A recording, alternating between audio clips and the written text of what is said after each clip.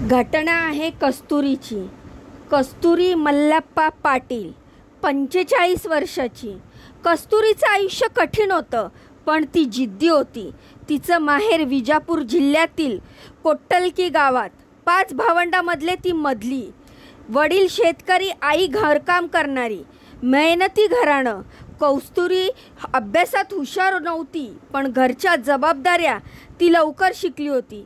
तिच्या सौंदर्यामुळे तिचं लवकर लग्न जुळलं. वयाच्या 20व्या वर्षी मल्लप्पा पाटीलशी मल्लप्पा बेळूर गावचा मोठा शेत, थोडंसं दारूचं व्यसन आणि थोडा रागीट स्वभाव. सुरुवातीचे काही वर्ष सुखात गेले. 2 मुलं झाली, संजय आणि सिद्धगोंडा. कस्तुरीने सासरला स्वीकारलं आणि मल्लप्पाचं रागटपणही सहन केलं. पण हळूहळू त्यांच्या नात्यामध्ये विष शिरायला लागलं.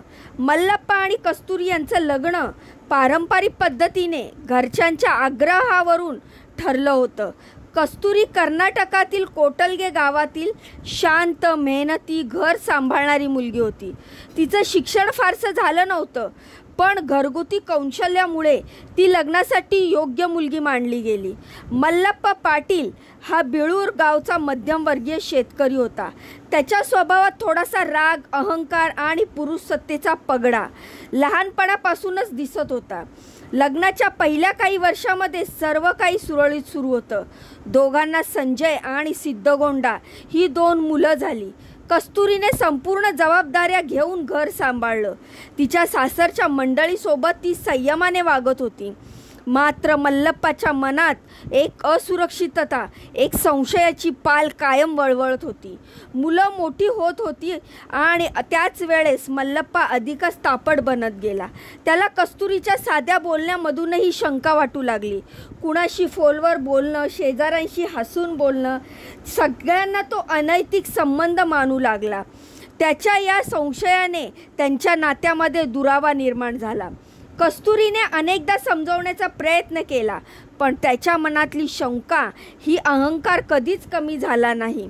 अनेकदा घरात भांडणं झाली, मारहाण झाली, मानसिक छळ तर रोजचा झाला. शेवटी कस्तुरीने सासर सोडून माहेरी कोट्टलगीला जाण्याचा निर्णय घेतला. 1.5 वर्ष ती तिथेच राहिली, पण दोन्ही मुलांनी पुढाकार घेऊन आई वडिलांना पुन्हा एकत्र आणलं. त्यामुळे कस्तुरी परत बिरुळला परत आली आणि एक संधी म्हणून पुन्हा प्रयत्न करून जुनं मन कधीच नवीन होत नाही तसंच झालं. मल्लप्पाच्या मनातला विषारी संशय संपला नव्हता. त्या भरतीच्या काळामध्ये त्याचं नातं अजून ताणलं गेलं आणि शेवटी त्याचा मृत्यू यामध्ये शेवट झाला. मल्लप्पाच्या मनात संशयाचा बी पहिल्यांदा 3 वर्षापूर्वी पेरवलं गेलं. गावात कोणीतरी अफवा पसरवली की कस्तुरीचं कुणाशी तरी संबंध आहे. कोण, कसा, काहीच पुरावा नव्हता. पण मल्लप्पाच्या मनात तो विचार खोलवर रुतला. त्याने तिला विचारलं, भांडण केलं, मारहाण केली.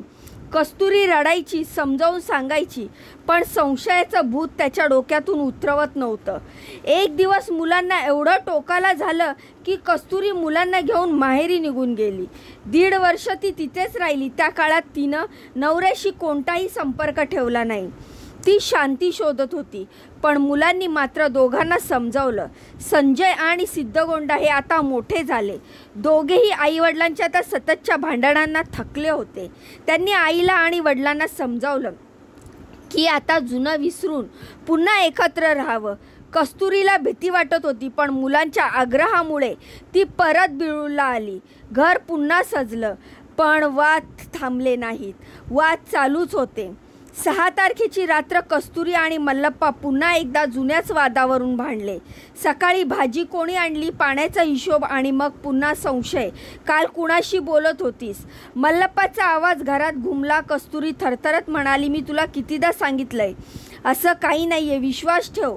पण त्या रात्री मल्लप्पाच्या डोक्यात एक विचार घोळत होता, ही मला फसवत आहे. राग, द्वेष आणि मानहानी याचा विस्फोट झाला. पहाटे 3च्या सुमारास जेव्हा घरात फक्त काळकं मल्लप्पान झोपेत असलेल्या कस्तुरीच्या गळ्यावर हात ठेवला, ती या क्षणासाठी जागी झाली. तिच्या डोळ्यात भीती होती, प्रश्न होते, पण उत्तर नव्हतं. तिचा श्वास अडकायला लागला. हात झटपटत होते. तो घट्टच होता. काही मिनिटातच सगळं शांत झालं. सकाळ झाली, मुलं उठली, घरात आई नव्हती. बाप बसलेला, शांत चेहरा, निर्विकार. संजय जवळ गेला. आई कुठे आहे? मल्लप्पानं काहीही उत्तर दिलं नाही. मुलांनी खोलीत शोधला आणि आईचा निर्जीव देह गादीवर सापडला.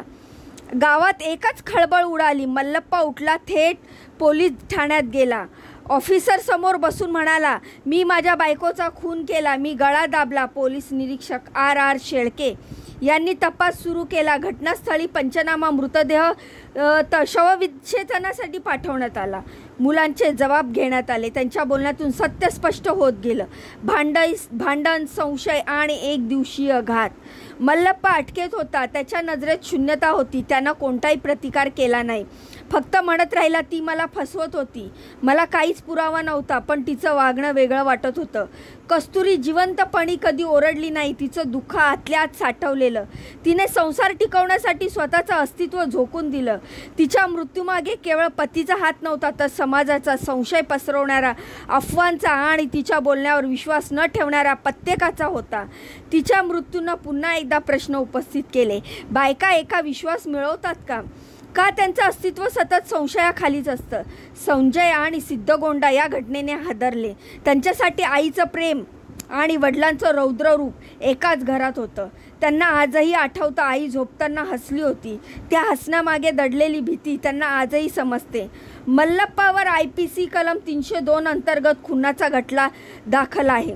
न्यायालयीन प्रक्रिया सुरू झाली, पण त्याच्या कबुलीमध्ये केस सरळ होती. प्रश्न एवढाच, शिक्षा किती? पण त्या शिक्षेने कस्तुरी परत येणार नव्हती. बिरुळ गावात आता संध्याकाळी ते घर शांत असतं.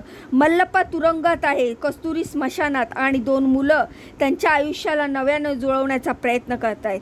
एक नातं जे प्रेमाने सुरू झालं, संशयाने भंगलं आणि शेवटी मृत्यूनं संपलं. या घटनेतून आपण काय शिकायचं? तर विश्वासाचा अभाव आणि बिनधास्त वाढलेला संशय कोणत्याही नात्याच्या मुळापासून विध्वंस करू शकतो. केवळ सामाजिक बंधनांनी टिकवलेलं लग्नसंस्था, प्रेम, समजूतदारपणा आणि आदराशिवाय केवळ एकच पोकळ चौकट ठरते. स्त्रीला फक्त सहन करण्याची अपेक्षा ठेवणारा समाज आजही तिच्या भावना, शंका आणि असह्यतेचा दुर्लक्ष करतो, आणि त्याचे परिणाम अनेकदा अत्यंत भीषण स्वरूपात समोर येतात. कस्तुरीच्या मृत्यूमधून आपल्याला समजतं की प्रत्येक संवाद, समजूतदारपणा आणि मानसिक आरोग्याची जाणीव नसेल तर कोणतीही नाती, ती जुनी असली तरी ती संपतात, आणि मागे उरतो तो फक्त पश्चाताप. ही घटना ऐकून याविषयी तुम्हाला काय वाटतं? या सगळ्या घटनेविषयी तुमच्या काय प्रतिक्रिया आहेत? मला कमेंटच्या माध्यमातून नक्की सांगा. जाण्याआधी व्हिडिओ आवडला असेल तर व्हिडिओला लाईक करा, चॅनलला सबस्क्राईब करा. तुमच्या या बहिणीला एक चान्स नक्कीच द्या पुढे जाण्याचा. माझ्या या मेहनतीचं फळ म्हणून तुमचं एक लाईक आणि एक सबस्क्राईब पुरेसे आहे. ते तुम्हाला फ्री आहे, त्याला पैसे लागत नाही. तर भेटूया पुढच्या व्हिडिओमध्ये अशीच महत्त्वपूर्ण दमदार अपडेट घेऊन. तोपर्यंत स्वतःची काळजी घ्या. बाय आणि नमस्कार.